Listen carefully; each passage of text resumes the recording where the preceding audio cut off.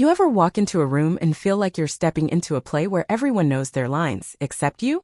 That was me. 1 week ago. Front porch. Fake smiles. Cold air biting through my coat. And that damn yellow light glowing from the house I paid for but didn't own. They said it was a surprise. A party. For me. But from the second I got that text, come by at 6. We have something special for you. My stomach twisted. They only call me special when they want something. And this time they wanted everything. My name is Evelyn Wren. 30 years old. CPA. Quiet type. Fixer. The one who bails everyone out. The one who doesn't break. Or so I thought.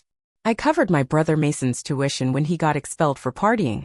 Cleared my dad's $80,000 in investment losses gambling addiction. Paid off mom's secret credit cards, ones she swore she only opened for emergencies. I told myself family meant sacrifice. But that night, I learned something else. Some people will gut you clean and smile while they do it. I walked into the house. Laughter. Champagne. Familiar faces warped by something I couldn't name yet. Mom hugged me first. Red lips. Vanilla perfume. Voice sugary enough to rot your teeth. Surprise, sweetheart. I smiled. Nodded. Played the part. But I already saw it. The folder. Sitting on the coffee table like it owned the room. Come sit, she said, guiding me to the center of it all. Dad handed me a drink. Green apple gin. Your favorite. I hadn't touched gin since I threw up on my 25th birthday. He'd know that if he ever listened. Just a little something, Mom said, gesturing to the folder. Some light paperwork. It was embossed in leather. Neat. Polished. Prepared. Asset allocation agreement. Evelyn Wren, Inheritance Trust. I blinked. What's this? She smiled too fast. Oh, just a tax thing. We'll look later. Tonight's for celebrating. I opened it anyway. The words punched me right in the gut. I, Evelyn Wren, hereby relinquish all rights to the Miriam Wren Inheritance Trust. I laughed. But there was no joy in it. Just the cold sound of clarity. This is a joke, right? I asked. The room went still. Mason shifted. Dad cleared his throat. Mom's smile didn't crack, it shattered. You don't need the money, Evie, she said. You already have everything. This is just easier. Easier for who? The girl who kept your lights on? Who paid your rent behind closed doors? You threw me a party to rob me, I said quietly. Mason spoke up. Evelyn, please. Everyone's agreed. Just sign it. Everyone. I echoed. I looked around. Uncle Ray wouldn't meet my eyes. Cousin Lila was already filming the decor for her TikTok. Even Aunt Bess, who once told me I was the most responsible one, looked away. I was surrounded by people I thought were family. Turns out they were just clients I didn't bill. I stood up. Calm. Shaking. Furious. You want me to give away everything Grandma left me, I said. Not because it's right. But because you're used to me cleaning up your mess. Evelyn, Mom warned. Don't make a scene. You made the scene, I snapped. I just finally opened my eyes. And then I dropped the folder back on the table like it was radioactive. You wrote a script, I said. And I'm done playing your lead. The door slammed behind me. But the silence afterward? That's when the scream started. Not out loud. Inside. Where it lives. Where it breathes. I stood on the sidewalk, my breath fogging up in the night air, hands still trembling. Reagan, my best friend since college, pulled up beside me. She didn't ask questions. Just opened the passenger door. I slid in. Shut the door. The warmth didn't hit me right away. My skin was still frozen from betrayal. You okay? She asked. No, I whispered. But I will be. The next morning I pulled out the folder again. Pored over every page. Every clause. Every reallocation. They weren't just cutting me out. They were moving the assets under their control, using my name to make it legal. Power of attorney. Financial transfers. Signatures I was supposed to provide. Had I signed that night, they would have owned every cent. Every property. Every share. And I would have been erased. Reagan stared at the documents, her voice tight. They were going to rob you in plain sight. No, I said. They were going to erase me in plain sight. That's worse. Then I remembered something. Grandma Miriam's last voicemail. Cryptic. Raspy. Soft. If things ever feel wrong, Evelyn, go see my lawyer, Mr. Archer. There's more to this than you know. I booked the appointment that same hour. His office was a quiet suite in a brownstone off Hanover Street. Books everywhere. Smelled like cedar and ink. Mr. Archer was calm. Sharp eyes. A voice that didn't flinch. I have something for you, he said, unlocking a drawer. He slid a thick envelope across the desk. And a small USB.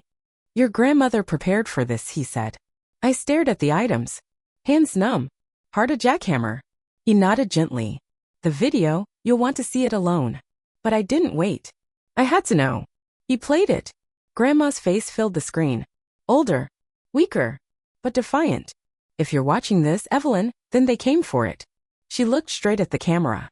At me. Like she saw through time. I left you everything because you earned it. Not because of blood, but because you never asked. Never took. Never lied. She paused. And if anyone ever tries to manipulate you into signing it away, know this, they lose everything. I froze. What do you mean? I asked the screen.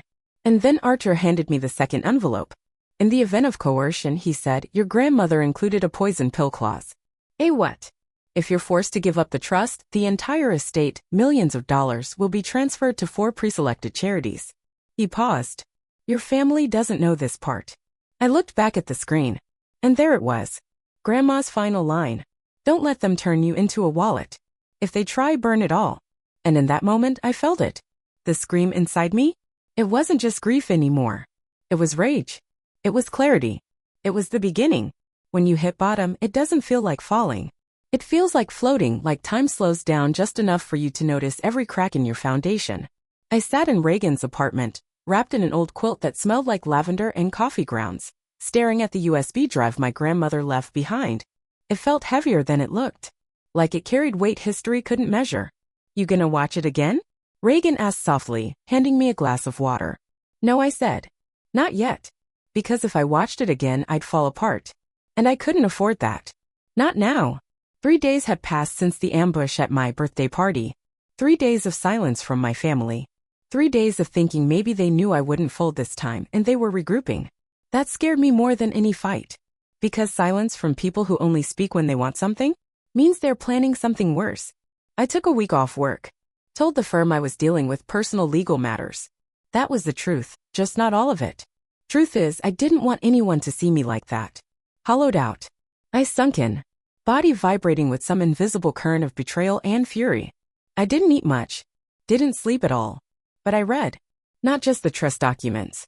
I read everything. I studied financial law, coercion clauses, family fraud precedents. I turned into a damn forensic accountant with a grudge. And then something strange happened. I started to feel awake. It hit me one night while I was brushing my teeth. I caught my reflection in the mirror, eyes red, hair wild, jaw clenched, and I didn't flinch. I didn't look away. This was the first time I'd seen myself angry. Not guilty.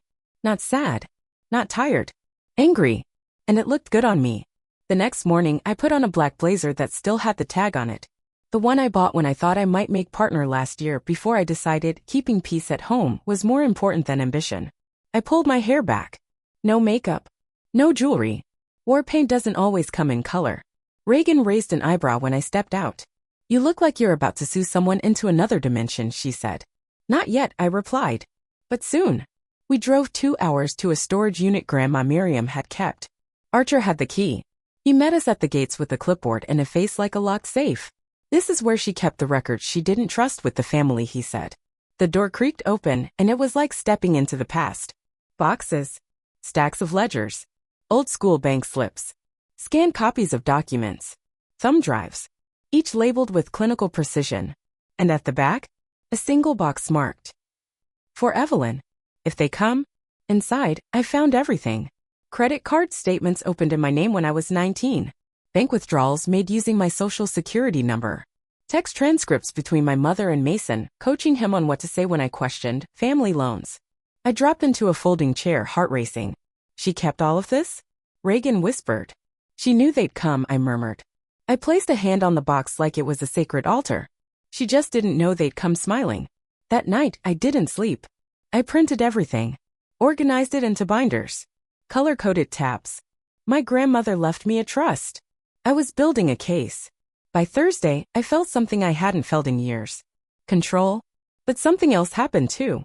I remembered the last thing Grandma ever said to me in person. You've got a spine like mine, she told me. But don't wait as long as I did to use it. Back then, I thought she meant career choices. Now I know she meant survival. The real shift came that Friday. Reagan and I were sipping lukewarm coffee when she looked up from her phone and said, you're gonna want to see this. She passed it to me. It was a Facebook post. From Mason. Family meeting at 7. House rules, no drama. Just resolution. I nearly dropped the mug. They're trying to force your hand, she said. They think if you come back, you'll cave. Then I guess we give them a show, I muttered. We pulled up to the house 15 minutes early. I parked across the street. And waited. Watched as car after car arrived. Aunt Marla. Cousin Travis. Even Uncle Neil, who once said my voice was too shrill to lead anything. Reagan looked at me. You ready? No, I admitted. But I'm done being quiet. The living room looked the same. Same fake smiles. Same carefully laid out snacks. But the energy had shifted. I could feel it in the walls. Mom stood in front of the fireplace like she was giving a TED Talk. I'm so glad you came, she said, arms outstretched. We've had time to cool off. I didn't move. She gestured to the couch. Sit. Let's talk. I walked to the middle of the room and set down a flash drive. Actually, I said, I'd like you to watch something first. Mason rolled his eyes. Come on, Evelyn, don't make this dramatic. I didn't flinch. Funny. That's exactly what Grandma said before recording this. I plugged the drive into the TV. And just like that, Grandma's voice filled the room. If Evelyn's making you watch this, then you've tried to take what's not yours. Mom stiffened. I built this trust to protect her from people like you, even if you're blood. Especially if you're blood. Mason sat up. Dad clenched his fists. I left her everything. And if you try to steal it, consequences will follow. Not from me. From the law. She looked straight into the camera. And Evelyn, if you're watching this, burn it all. The screen went black. Silence. I stood taller than I ever had in that house. This is your final warning, I said. Try anything else and every cent goes to charity. I'm not bluffing. I'm not scared. And I'm not yours anymore. Mom opened her mouth to speak. But the doorbell rang. We all froze. I wasn't expecting anyone. But Reagan leaned close, whispering, Did you invite Archer? I shook my head. Then the door opened. And standing there was Grandma's old business partner, a woman I hadn't seen since I was 10. Her name? Lydia March. And from the look in her eyes, she came with war in her briefcase. Lydia March didn't knock. She walked in like she owned the house. Which made sense, she practically helped build it. The room shifted. Mom blinked like she'd seen a ghost. Dad stood up too fast. Mason whispered under his breath, what the hell is she doing here? I didn't know either. But I stayed still. Because something told me this wasn't just a surprise visit. Lydia had steel gray hair, a spine like a sword, and stilettos that clicked like a ticking clock. She was exactly the kind of woman who didn't waste words. Her eyes locked on me first. Then the rest. Well, she said, looks like the vultures didn't wait long. I'd only met her once as a kid at a charity gala Grandma dragged me to. But I remembered her. Not because she was kind. Because she was the only adult who looked me in the eye like I mattered. And now she was here. Holding a folder thicker than Mason's last failed startup pitch. She didn't sit. Let's not waste time. Miriam asked me to step in if things decayed. She glanced at the paused TV screen where Grandma's final message still hovered like a ghost in the room. Well, she added, looks like we've hit full rot. Mom tried to laugh it off. Lydia, it's been years. 22, Lydia snapped. Since you tried to override your father's estate plan. And nearly cost the company everything. Dad stepped in, voice low. That was resolved. No, Lydia said. It was buried. There's a difference. Then she turned to me. Evelyn, your grandmother wanted you to have one thing above all else. Clarity. She handed me the folder. Inside are transcripts. Emails. Financial audits. Proof of manipulation. Not just of you but of Miriam. Her accounts were siphoned by these people you call family. I opened it. My mother's signature on a withdrawal form from Grandma's private reserve. $45,000. Marked event planning. The event? Mason's 30th birthday party. The one with the live band in Champagne Tower. Another page. Text messages from Dad to a private broker. Selling off assets from Miriam's estate before she passed. Every lie had a witness. Mom's voice broke the silence. This is insane. Miriam was old. She didn't know what she was doing. Lydia narrowed her eyes. She was sharper than all of you combined. And she built in fail-safes for every trick you try. She paused, then looked at me again. She trusted you, Evelyn. The way she never trusted anyone else. That's why she made me executor. The room exploded. What? You can't do that. She's not even family. Lydia just raised one hand. You think blood protects you from consequences? It doesn't. It just stains easier. Then she dropped the real bomb. If you attempt to challenge the trust, a secondary clause activates. Not just the charities. She looked directly at Mason. A full public disclosure. Mason's jaw clenched. What are you talking about? The records. The manipulation. The fraud. The credit cards in Evelyn's name. All of it becomes part of a civil filing available to press. The color drained from his face. You'd ruin our reputation, Mom hissed. No, I said, stepping forward. You did that. I'm just the one with receipts. The fight turned desperate. Dad tried reason. Evelyn, you don't have to go this far. We can fix this together. No, I said. You don't get to fix what you broke just because it's convenient now. Mom stood, that polished mask finally slipping. Don't forget who raised you. Oh, I remember, I said. I remember every time you called helping you, just part of being family. I pointed to the folder. Turns out family is just a word until someone puts conditions on love. And I'm done playing the currency. Lydia handed me a smaller envelope. Your next move is yours. But just know, if they so much as whisper about contesting, we drop everything. Legal. Public. Permanent. I nodded. She gave a small smile. I thought you'd say that. Then she turned on her heel and walked out, leaving behind silence so heavy, it felt like gravity doubled. The next morning, Reagan and I sat in a small diner with windows fogged from the cold. She stirred her tea. Can I ask something? Shoot. Do you ever feel guilty? I exhaled long and low. Every day. Even now. Even after everything. I stared out the window. But I've also learned that guilt and grief look identical when you don't know who you're mourning, your family, or the fantasy of who you thought they were. That night, it got worse. Mason showed up at my apartment. No call. No text. Just his figure in the peephole, jacket soaked from rain. I opened the door. Only a crack. I need to talk, he said. I didn't move. You have 1 minute. His face was different. Not smug. Not angry. Just tired. They're spiraling, he said. Mom thinks you'll still back down. Dad's already calling lawyers. I raised an eyebrow. And you?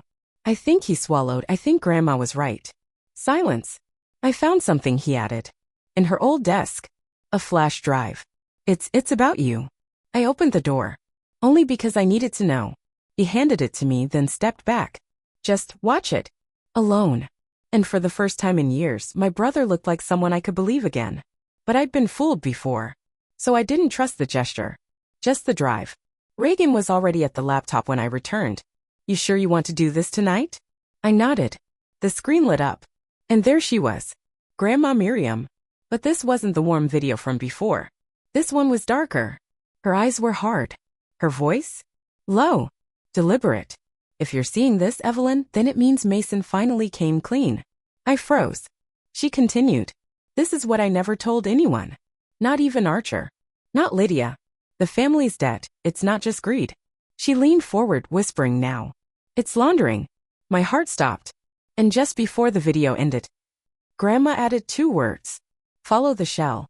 Reagan looked at me. What does that mean? I stared at the screen. And whispered. I think it means this isn't just about inheritance anymore. They thought they were playing a game of legacy. Turns out it was money laundering and designer clothing. Grandma's last video had cracked something open. Not just emotionally. Strategically. Follow the shell, she'd said. 2 words that hit like a detonator. Shell. Company. Suddenly everything clicked. I spent the next 2 nights not sleeping. Again. But this time it wasn't grief or rage that kept me up. It was focus. I dove into Grandma's archived files, tracing transaction IDs. Buried in donation receipts, grant allocations, even home repairs, were tiny leaks, small, odd withdrawals, each no more than a few thousand. But over time, millions. All funneled through a string of nonprofits and LLCs. And the common thread? A consulting firm I'd never heard of. Kreslin Partners. The address was listed as a warehouse in Somerville. Empty. Registered to a man named Peter Holland. A dead man. Died in 2006. Meaning? They were using a corpse to clean dirty money. I brought everything to Lydia and Archer. They both looked like they'd aged 10 years reading the first few pages. Lydia stared at a printed withdrawal statement. I knew Miriam suspected, but not this deep. Archer tapped a single entry. A donation to an art and youth mentorship fund. Amount, $42,000. Date, right after Mason's supposed surgery. It was a shell pass. The fund never existed. But the money did. I leaned forward. This wasn't just fraud. It was laundering. Possibly tax evasion. Possibly criminal conspiracy. And here's the sickest part. They used me to help do it. When I was 24, I filed their joint taxes. Helped streamline donations. Created reports based on numbers they gave me. They used my license. My signature. My name. And now if anyone digs deep enough, I'm implicated. Lydia went silent for a long time. Then finally said there's only one option. She slid over a letter. Pre-written. Addressed to the Financial Crimes Division. I stared at it. My hand trembled slightly as I touched the edge. If I file this, I whispered, they're done. Lydia nodded. Yes. But I am too. I stared at the letter all night. I wasn't angry anymore. I was exhausted. Of carrying everyone. Of fixing what I didn't break. Of being the vault they cracked open whenever life got hard. But mostly, I was tired of living a life that wasn't mine. The next day, I made a decision. I didn't send the letter. Not yet. I sent something else. A single warning. Mom received it first. An envelope. Inside, 3 pages. A printout of a shell transaction. A still image from Grandma's final video. And 1 line in my handwriting. You wanted all of it. Now you can have the blame too. An hour later, my phone rang. It was my father. I let it ring. Then texted back. You have until Sunday to walk away. Or I burn it all. By Saturday morning, things escalated. Reagan woke me up at 6:30, phone clutched in her hand. They filed an injunction. What? They're trying to freeze the trust. Say you're emotionally unstable. Claiming coercion and manipulation by Lydia and Archer. I sat up slowly. My heart didn't race. It settled. I smiled. They just made their final move. I put on the black blazer again. Wore clothes. We drove to the courthouse. Archer met us outside, jaw set, file in hand. Inside, the room buzzed with tension. Mom wore her pearls. Dad had on his signature power tie. Mason didn't show. He was smarter than them now. Or maybe just more afraid. They'd hired a lawyer from Bellamy and Glass, cutthroat firm with a reputation for steamrolling probate cases. But they weren't ready for what I brought. Because this time, I brought everything. The judge, a sharp-eyed woman in her 50s, asked for statements. Mom's lawyer painted me as volatile, emotionally unstable, under the influence of a disgruntled former business associate. That's when I stood. My name is Evelyn Wren, I said. I am a licensed CPA, with no record, no debts, and a financial trail so clean it glows. I walked to the center. Placed a thick binder on the table. Inside are records. False withdrawals. Dead company pass-throughs. Shell donations. All tied to the plaintiffs. Then I turned to look directly at my parents. This isn't just a trust dispute. It's a paper trail of white-collar crime. Silence. I was willing to walk away. I gave them the chance. They chose war. The judge called a recess. Outside, Mom cornered me in the hall. You don't understand what you're doing, she hissed. You're destroying your own family. I looked her dead in the eye. No. I'm setting fire to the idea that abuse wrapped in a Hallmark card is still love. You're going to lose everything, she whispered. I smiled. Just a little. I already did. Now I'm building something they can't steal. Sunday came fast. But instead of filing charges, I did something else. I went live. An anonymous blog post. Screenshots. Dates. Facts. No names. Just enough for the right people to start asking questions. By Monday, local forums were buzzing. By Tuesday, one of the shell companies shut down its site. By Wednesday, Archer got a call from a journalist. And Thursday, Lydia called me with one sentence. They're under investigation. But the real moment? That happened in a room with Reagan, just me and her. No lights. No screens. Just a mirror. I looked at myself. Do you hate them? She asked. No, I whispered. I hate who I had to become to survive them. Then I opened the envelope I'd avoided for weeks. Grandma's final letter. And there it was. The line that shattered me. If you must lose everything to find yourself, lose it. You'll be shocked at what comes back. I folded it carefully. Slipped it into my drawer. Then I opened a new one. Blank. Clean. I started to write. Not a report. A story. Because this wasn't the end. This was the moment the survivor became the storyteller. Revenge isn't loud. It doesn't explode in front of everyone like a scene in a bad movie. It burns quietly, slowly, until the people who lit the match realize they're the ones standing in gasoline. That's what the final weeks felt like. The silence before collapse. By the time the Department of Financial Crimes launched their preliminary inquiry, my parents had already gone full damage control. Statements were scrubbed. Emails deleted. Lawyers rotated like chess pieces. But they made one mistake. They underestimated Grandma. And they underestimated me. The investigation moved quickly. Thanks to Lydia's private archive and the evidence I'd organized, auditors traced the funds through 3 different shell firms, all tied to Kreslin Partners, all draining money from Grandma's estate under the guise of development initiatives. Initiatives that didn't exist. The trail ended in a trust my father had opened ironically in my name. They weren't just laundering money. They were doing it while using my identity. I sat across from Archer in his office when the final file landed on his desk. He slid it to me. The cover read, Asset Reallocation Summary, Evelyn Wren Trust, Post-Investigation. Inside, the numbers were different now. Not just the original inheritance, but an additional transfer. Recovered assets. Funds clawed back from illegal allocations. Penalties from fraudulent misrepresentations. In total, $9.7 million. Mine. I didn't cry. Didn't laugh. I just sat there breathing. Not like someone who just won. Like someone who'd finally stopped drowning. Reagan and I walked along the river that night. The city lights shimmered like coins in the dark. What are you going to do with it? She asked. I thought for a long time. Then said the one thing I hadn't said out loud since this all began. Start over. A week later, the final ruling came down. The court upheld the trust. My position as sole beneficiary was deemed irrevocable. All claims from my family were dismissed with prejudice. But the most poetic part? The ruling also froze every secondary account they created using estate funds. Accounts they'd funneled their debts into. And just like that, they were broke.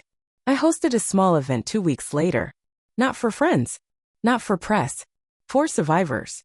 People like me. People whose families had weaponized trust like a leash. People who had been the strong one until there was nothing left of them but debt and dry smiles. I called it The Inheritance Project. Reagan stood beside me as I gave the opening speech. My name is Evelyn Wren, I said into the mic, and I was financially abused by the people who said they loved me most. No gasps. Just quiet understanding. I gave. They took. I forgave. They planned. I paused. But I am not a victim anymore. I am the storm that cleared the rot. The foundation started small, legal aid, financial literacy, identity recovery services. But the mission? Unshakable. To protect people like me before they forget they matter. And that's the kind of inheritance no one can steal. 3 months later, my parents filed for bankruptcy. Mason moved out of state. I never saw the Range Rover again. No more texts. No more fake emergencies. No more guilt wrapped in "we just miss you." Just silence. And you know what? Silence is beautiful when it's no longer about being ignored. One rainy afternoon, I got a letter. Handwritten. No return address. I recognized the handwriting immediately. Mom. It said. Evelyn. You were always too much like her. Miriam. Cold when you should have been kind. Calculated when you should have just trusted. You won. I hope it was worth it. I folded the letter once. Twice. Then dropped it into the fireplace. It didn't deserve to be kept. Because I didn't owe them closure. I owed myself peace. Final closure came a few days later in the form of a voice message. Mason, I know I can't fix what I helped do. But I'm trying to be different now. I'm working for a nonprofit in Arizona. They help people recovering from financial abuse. You were the first person I saw survive it. Just, thank you. For once I let it in there. No reply. Some goodbyes come disguised as thank yous. Now, I live in a small apartment near the harbor. Nothing fancy. But every piece of furniture is mine. Paid for with clean money. Earned. Not gifted. Not taken. Every bill that comes to the mailbox is addressed to Evelyn Wren. And every time I sign my name, it feels like a declaration. I am no one's fallback anymore. On the bookshelf sits Grandma's painting. The one of the forest path, lit by twilight. And under it, a single frame. Her final letter. If you must lose everything to find yourself, lose it. You'll be shocked at what comes back. People say revenge doesn't heal. Maybe they're right. But truth sets the bones. And when they heal right, you walk taller. You run faster. You never bow again. I used to be the steady one, the fixer, the forgiver, the forgotten. Now, I'm the fire. And the only thing I inherited was the strength to never need anyone's permission to be free.